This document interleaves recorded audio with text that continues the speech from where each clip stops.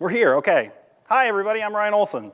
Today my talk is titled The Pragmatic Adversary, Defending Against the Adversaries Playbook. I think the title in the booklet is actually longer than this, but I shortened it because it felt like it would not fit on a slide. How many of you have been in the Unit 42 track the last couple days? A lot of you. How many of you were in Rick Howard's session right before this? All right. So a lot of you heard Rick mention playbooks, talking about what they are and how they work. I'm going to help sort of give a little more clarity to that throughout this presentation. The title of this talk, though, The Pragmatic Adversary, actually comes from a talk I gave at Ignite 2016. I actually pulled this off of YouTube, since most of these talks end up on YouTube at some point. Last year, the talk that I gave was titled Defeating the Pragmatic Adversary, and this year's talk is sort of an extension of that talk. Not necessarily in the concept of the pragmatic adversary, but really trying to make that concept into something that you guys can do more with. The idea behind the pragmatic adversary was that the adversaries who we're all facing, who we're defending our networks against, are not superhuman hacker robot aliens that are just out to ruin our Friday night, but they're people. People who have jobs, they've got families. They have been tasked to accomplish some sort of goal. And because of that, they're going to accomplish that goal in a pragmatic way. They're not going to try and think of new vulnerabilities, discover new vulnerabilities to exploit simply because they want to. They're going to do that because they need to. If they don't need to, if you have unpatched systems, they'll use what already works. And that means that pragmatic adversaries, the ones that we deal with, actually repeat themselves on a regular basis. They go through the same sort of attacks over and over. They're attacking many, many different organizations, and they repeat themselves. And the framework that we were using for that last year was something that we call the attack lifecycle, but is generally referred to as the kill chain. There are lots of different kill chains. The one in the upper left there is the one that I was using last year. There's a whole bunch of them, though. And they're a really valuable framework for breaking down how an attacker works into different phases of what they're trying to accomplish at that phase in their attack. And the problem with the kill chain isn't that these models don't work. It's that they do something different than what they really promised. So this is actually a short little section from Intelligence-Driven Computer Network Defense Informed by Analysis of Adversary Campaigns and Intrusion Kill Chains, which is often referred to as the Cloppert paper. This was the paper that in 2010 introduced the kill chain to the world, the cyber kill chain, which then Lockheed trademarked. And I have to say that, trademark Lockheed Martin. This little segment is a clip from that paper. I'm going to read it because it says institutionalization of this kill chain approach reduces the likelihood of adversary success, informs network defense investment and resource prioritization, and yields relevant metrics of performance and effectiveness. And while a lot of people have gotten into the kill chain frame of mind, I would bet that a lot of us haven't got this out of it. What a lot of us got out of it were new products that fit into various phases of the kill chain, something to stop things related to delivery or exploitation or something else. And while those products, I would not say make us less secure, they definitely are helpful. They're a good thing to have. They didn't really help us meet that goal. Because meeting that goal is different than just deploying new things that are related to that model. This was about understanding how specific adversaries work, understanding how they move through that kill chain, not about saying, what am I doing about this phase of the kill chain?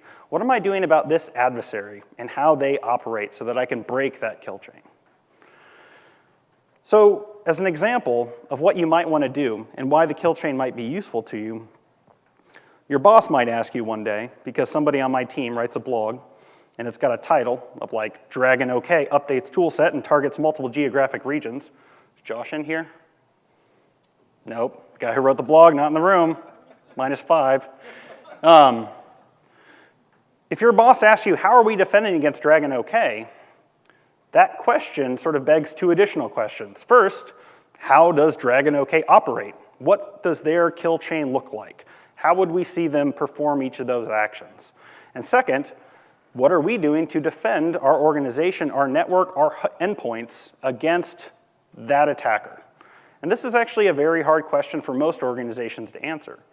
because in most cases, they don't know the answer to that first question, which means there's no real way that they can go and answer the second one. They can't say, we know how this actor operates, we know how they try to enter networks, so we know what we're doing specifically to target them. So today, the concept that I want to talk about, introduce, and if you heard Rick's talk earlier, you know that this is something that we've been kicking around for the better part of a year and changing it, and it's still, I'd say, a little bit in flux, is what we call an adversary playbook. And the definition's up here on the screen, and this is another one that I'm just going to read, because definitions are good to read. The adversary's playbook is the organized collection of tools, techniques, and procedures that they employ when launching cyber attacks. As adversaries do not share their playbooks with defenders, we must derive them through observations of live attacks, shared information, and intelligence analysis. The adversary playbook is a metaphor that goes back to the world of sports. How many of you are sports fans? Raise your hands. I am not. But people on my team have told me that this is a sports metaphor. And that in different sports, but particularly American football, teams craft playbooks like this thing over here on the left, which is a book of plays which shows how they are going to launch their offensive attack. How are they going to score a goal? How are they going to run it across the line, right? Yeah, so there's a line. Thanks. If there's two football teams who are playing against each other, and one team is trying to understand how the other team operates, it would be great if they could go and steal their playbook.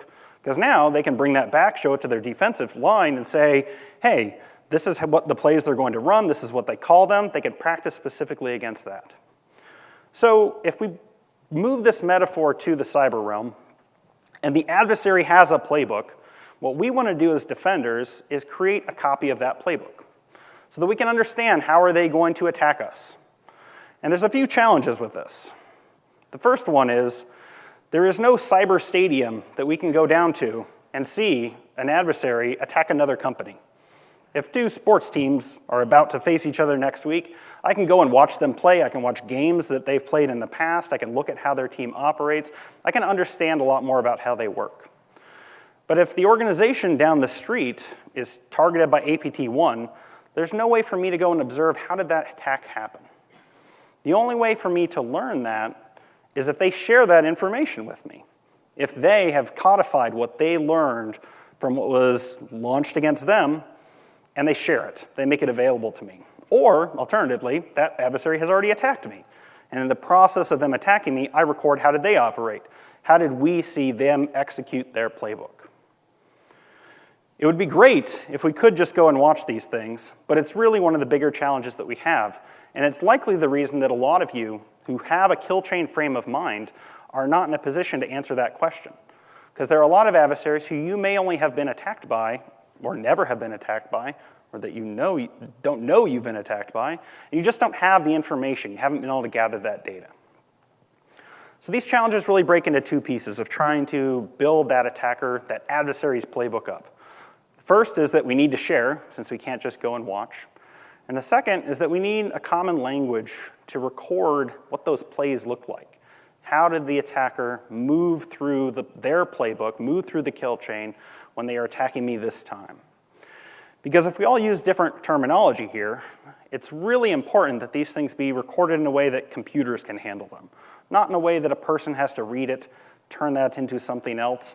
Because while we love to write things and we love that people read those things, we need to move much faster than that, and we need it to be organized in a systematic way. So let's try and do that. Let's try and create a playbook for Dragon OK. This is a breakdown of one particular attack from this group, which if you Google Dragon OK, you'll find a bunch of blogs we've written about this group. This is a breakdown of the various phases of the kill chain and data that we could collect based on how the attack worked. This is a laser pointer that is shaped like a lightsaber, so I'm going to use it for this. Not a joke.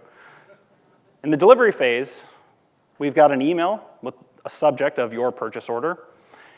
This is in green. And then here we have a TTP, a technique, tactic, or procedure that we just have labeled as spear phishing. So a phishing attack that was targeted at a specific group or a small group of individuals.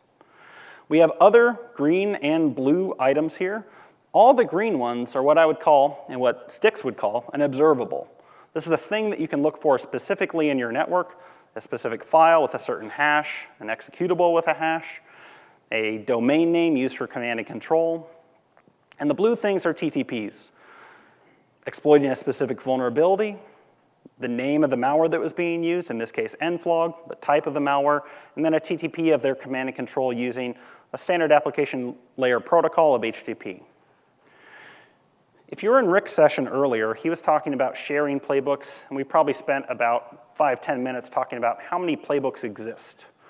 As we go through this, we're going to try to identify what goes into a playbook, what is it something that you would share with other people, and try to think a little bit about how much overlap there would be between two various playbooks launched by different attackers.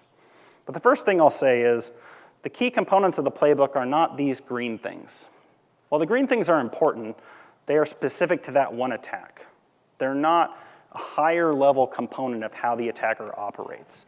The blue stuff describes how they operate. The green stuff is describing how they launch this specific attack, because you'll probably never see these files again. You might see this command and control server again, but it's ephemeral. It's going to go away when more people know about it. Same thing with this subject line. So you can't build a playbook based off of one attack. That would be one play, effectively. That's not enough for you to really understand how to defend against that adversary. So let's look at a few different attacks and break them down. So this is the first one that we saw, the one that I described above. And what I've done is I've just taken the attack lifecycle here, in this case 6 phases with weaponization, delivery combined into one. And I've broken out the blue components and put them at the top here.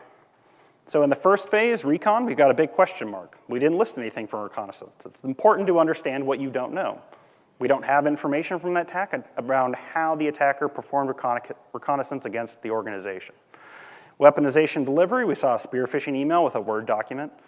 Exploitation, that document exploited CVE 2015-1641, Microsoft Word vulnerability.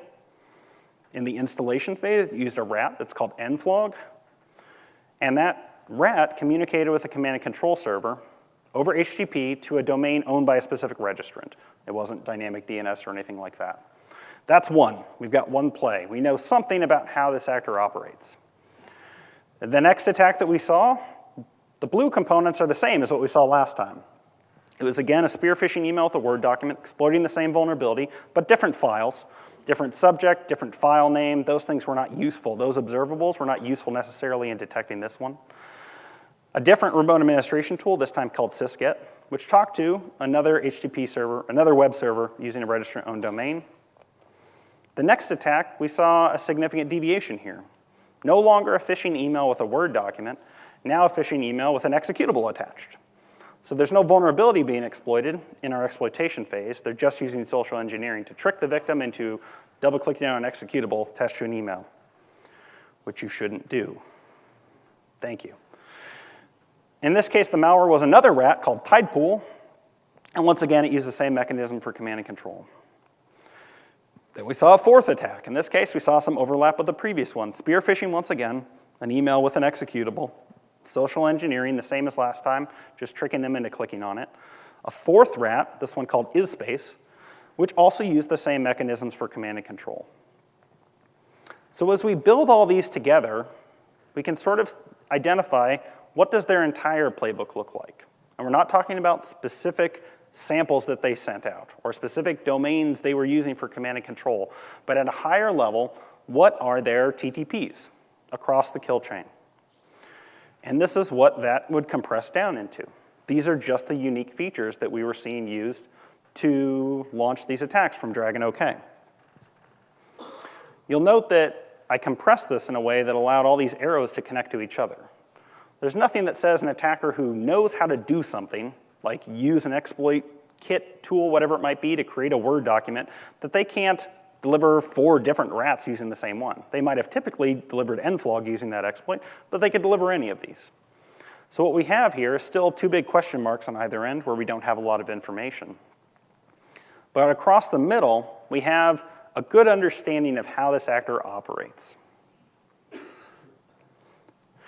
So if you wanted to answer that question of how am I defending against Dragon OK, against this group, that's when you have to go and say, how do I map these TTPs against the protections that I can put in place inside my organization?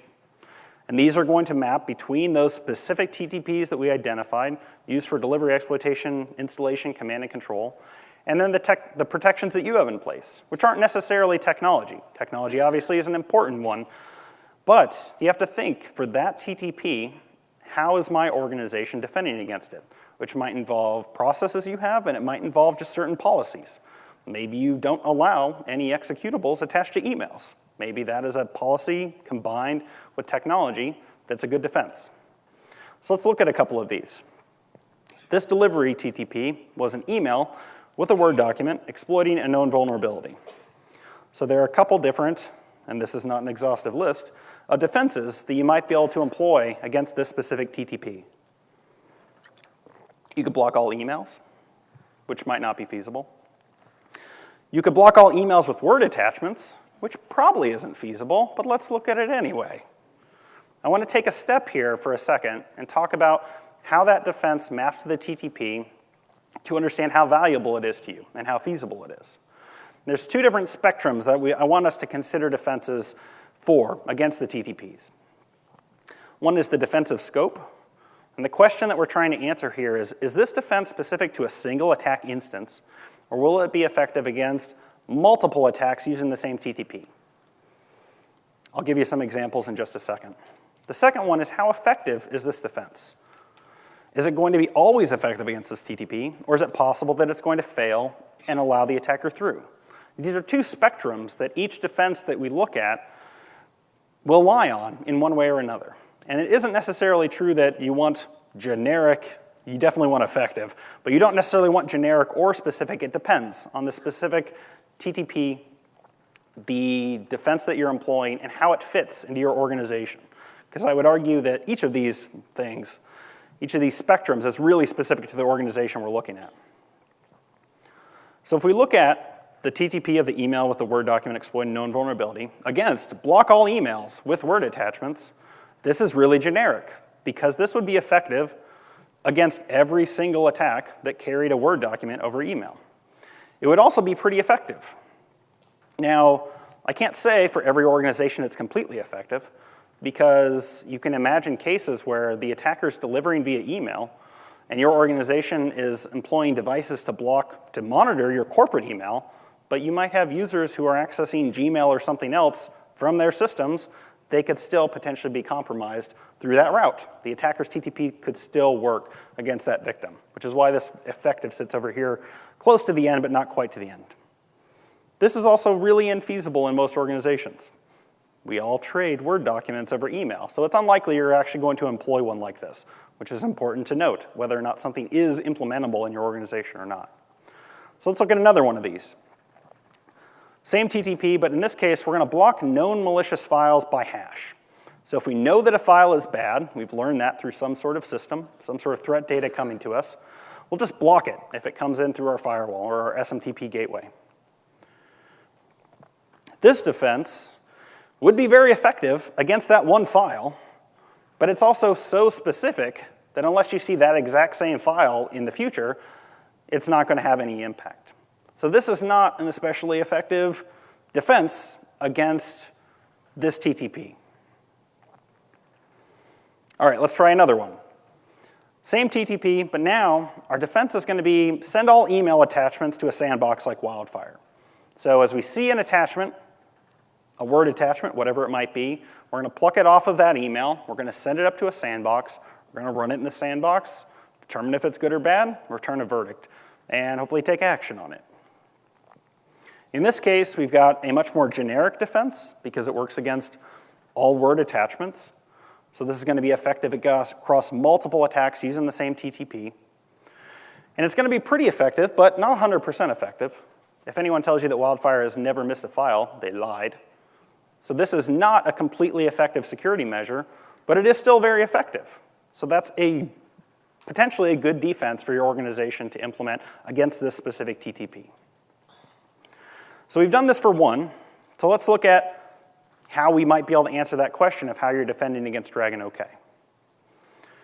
We have laid out here our attack lifecycle once again, and this attacker is trying to get across this to get to the pot of gold at the end. That's their goal. They want to pass through each of these phases without being hindered.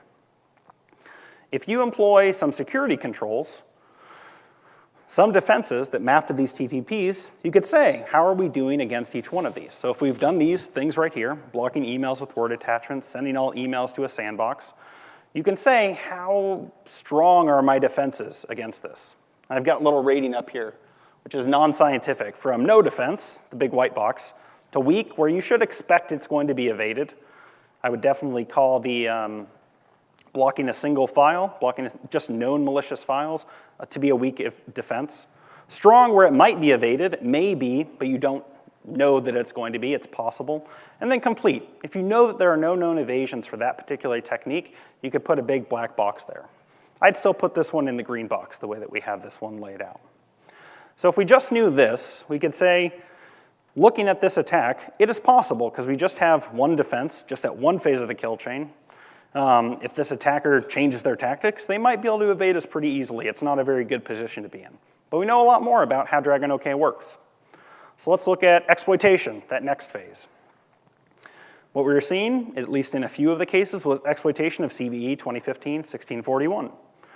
So you have a few different defensive options here. Patching the vulnerability, I'll talk about that one. Deploying a exploit prevention solution like traps. Uninstalling Microsoft Word. Not a feasible option. But let's look at the first two, because we can. Patching CVE 2015-1641, really generic against exploitation of CVE 2015-1641. And it's really effective as well. Now, where that little star lies on that effective thing, it depends on what percentage of your systems you think you can reliably patch for that vulnerability. And if it's always 100%, great, push that thing to the end. If it's not, which it's probably true for a lot of you that that's not the case, then you've got to decide where does it land in that phase. So for this one, patching that vulnerability, I'd say strong. Maybe evaded if you've got some systems inside your network that couldn't be patched, but you can employ that. So I'm not going to walk through every possible iteration, because this would take a very long time. And this is a time-consuming process to go through mapping TTPs to specific defenses to understand what the value of employing that defense would be. But you can imagine we might lay one out, and you'd see that Dragon OK's progress is going to be always stopped here at this command and control phase, because that's where you have a black bar. But that might not be the case forever. Adversaries change. They employ new tactics. They learn new things. When they run into black bars like that, they tend to change what they're going to do to try to find new things so that they can make their way all the way to the end. So in a couple weeks, you might have a defensive line that looks like this, at which point you need to go and reevaluate the defenses that you have in place. So like I said, this is a lot of work to do. It's a lot that goes into trying to understand this threat. And you can only get this data if people share it with you. It's important that they do that. So I want to talk about, what do you get out of doing all of this work? What's the value to your organization in doing it? So the first thing is being able to answer that question. How are we defending against Dragon OK? It's not a question that every organization is going to get asked, because not every adversary cares about every organization. If you're building a threat intel team, if you have an organization who is focused on trying to understand who are the people who are most advanced, most trying to target our company, this is certainly a question that at some point you're going to get asked, especially when your neighbor company over here gets targeted by that company. They lose a lot of money, they get egg on their face in the media, wherever it might be. You're going to want to go and be able to answer that question. The second, and I'd argue the most valuable thing that you can get out of this, is determining which of your defenses will get you the most bang for your buck. I'm going to do that again. Bang for your buck. That's a buck. Thank you. Thank you. So let's talk about what I mean by that. One of the things that I listed right at the beginning that was one of the things we should get out of using the kill chain methodology was to better understand the adversaries who are attacking us and prioritize what should we actually go and implement. What should we do to defend our organization better? Rather than just sort of chasing whatever is shiny, trying to find the greatest new product, whatever it might be, to be able to systematically say, this is how the attackers who I care about most operate. This is how they work. These are the defenses that we can use to stop them. Let's ensure we're employing the ones that have the most effectiveness across the broadest range of attackers to give us the most bang for our buck. I won't do it again. So one thing that's important to remember is defenses work against many adversaries. Something that Rick, my boss, who was up here on the stage before me, was talking about was the fact that there is a finite number of playbooks. So if you go back to that slide I had a few, and you look at that layout across the different ways they can move through the attack lifecycle, across the kill chain, there are a limited number of ways that that can happen, and there are a limited number of ways that that can be effective. Now, a playbook is specific to an adversary. This is what they do. That specific adversary does. You have a name for them, a code name, or whatever it might be. But it's very possible that the same tactics that you're seeing from this adversary over here are also being used by this one, and 50 others. And because of that, there are advantages in being able to stop those TTPs, the ones that are commonly used by many attackers. So here, just as an example, exploitation of CVE 2012-0158 is used by these 4 adversaries, plus lots of others. And there are different defenses that you can choose to try and stop that. Patching 2012-0158 is a great thing to do. Deploying traps is also a great way to defend against people trying to exploit that vulnerability. Patching that vulnerability will just get you one, but deploying traps will get you many. So if you were looking at trying to understand, maybe you're in a situation where you can't patch every vulnerability in a timely manner, and you do know that many of your top adversaries are exploiting vulnerabilities in the software that you're operating, you might say taking this step is going to be one of the most effective defenses that I can go for. But the only way that you can know that is, once again, mapping out the playbook for all those adversaries. And if we continue down this line, you end up with something that looks sort of like this, which if you're counting the lines, there are not enough lines in there, because I got really tired of making tiny little lines in PowerPoint. But you have your adversaries, you know the TTPs they're employing, you map your defenses to their specific TTPs, and you can say, this defense number 1 would allow us to get strong defenses against these top 5 adversaries. We haven't employed it yet. Maybe you can. Maybe it's a policy change. Maybe this is the thing that you need to be able to go and say, hey, we should finally stop blocking executable attachments over SMTP, because that's bad. We got a lot of people who are getting infected. And that's having an impact on our organization. But once again, you've got to have this laid out for you to be able to successfully do it. So let's go back to the challenges that we have here. 1, you can only build the playbook if you watch them attack you, which is a great way to learn, but not a great way to get ahead of adversaries. Or somebody else who's been attacked by the same adversary shares information with you about how that actor operates. What does their playbook look like? So to accomplish that goal, you need to have 2 things. 1, all those TTPs that I mentioned before, you've got to have a common way of expressing them, and a way of expressing them that's consistent, and that you can say, this TTP that I have identified in this organization, everyone else is going to use the same terminology, so that when I see that one, I know what defenses I have that map against it, because you don't want to have to do that every single time you get new intel. There is not a common language for this yet, but the folks at MITRE have created something that is getting pretty close. This big table right here, which I'm sure is an eye chart, is something from something that MITRE calls ATTACK. It stands for Adversaries, Tactics, Techniques, and Common Knowledge. There's an ampersand in there somewhere. And it's basically a framework that they've set up to say, here are all these tactics that attackers are trying to accomplish, and here are the techniques that they specifically use to do those. It describes how that technique works. So it might describe, for a piece of malware that's performing a command and control callback, it'll explain that it was using a custom protocol, a protocol that's not like HTTP, IRC, SMTP. It's something completely custom.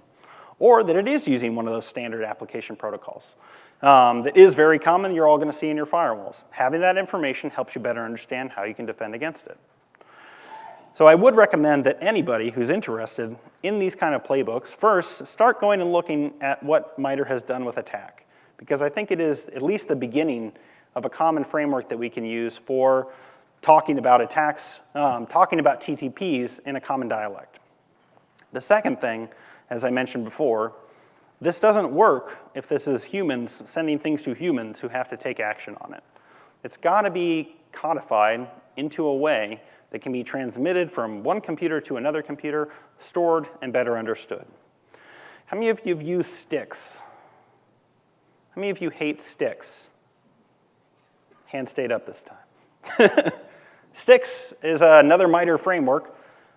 This stands for Structured Threat Information Exchange, I think. It's an XML framework for codifying threat intelligence, for laying out everything that you know about how an attacker or how an event occurred into a single XML framework. It's very verbose. It can be a challenge to work with, but it's the best we've got for now.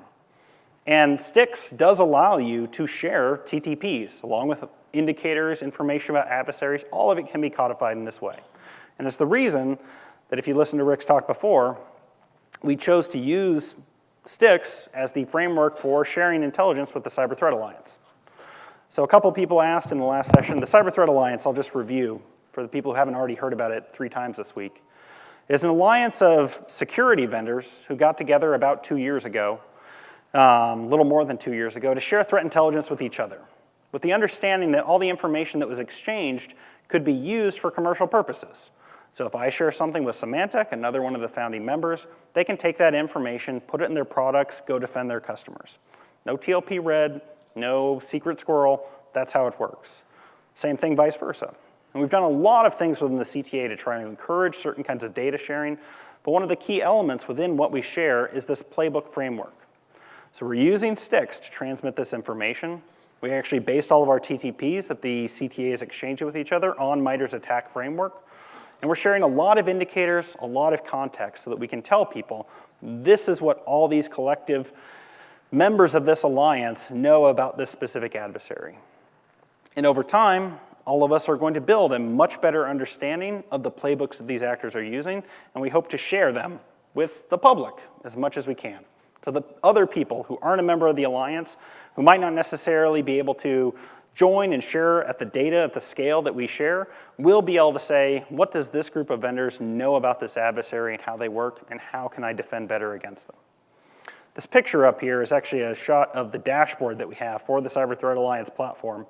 And it's got basically a couple charts that are showing the kinds of data that we're sharing. This is over the period of the last 7 days. So in a week, we'd shared something around 245,000 observables between the alliance members. Observables are things like domains, IP addresses, et cetera. And that was contained in 167,000 packages. And all of those go in to build what becomes a playbook. If there's an adversary, an actor name that is tagged on that data, it all gets built together. And when I wrote more to come here, what I want you guys to understand is that us inside of Unit 42, while this concept has been baking for quite a long time, we've been slowly codifying it for our own research as well. So you've all probably read some blog that one of us have written at some point, maybe that Dragon OK one. And you'll know that we always include as many indicators as we can. We want to tell you about all the malware. We want to tell you about all the command and control servers. We want to push that information out so you guys can do something useful with it. What we'll be doing later this year is start also releasing that codified information in a Sticks XML file that contains all those TTPs, and something that you will be able to process the same way that another CTA member will. And hopefully you'll be able to subscribe to a taxi feed and just sort of pull that information down. Because as we start developing this, we want to continue pushing it out to more and more people so you can make use of it, so you can hopefully gain the benefits of having that understanding of how the playbook operates. All right, that's my final slide. If you have questions, I'd love to answer more questions about this, because this is a topic that I've discussed a lot internally for the last year. And if you do have questions, please go to the mics, because that's what they've told me to say over and over again. For those of you who are in Rick's session, does this help clarify what a playbook is? Or are you more confused? Was that yes? Yes. Okay, good. Stamp. Did my job. No questions? I'm going to count from 5, 3, 2, 1. Thank you, everybody. Have a good afternoon.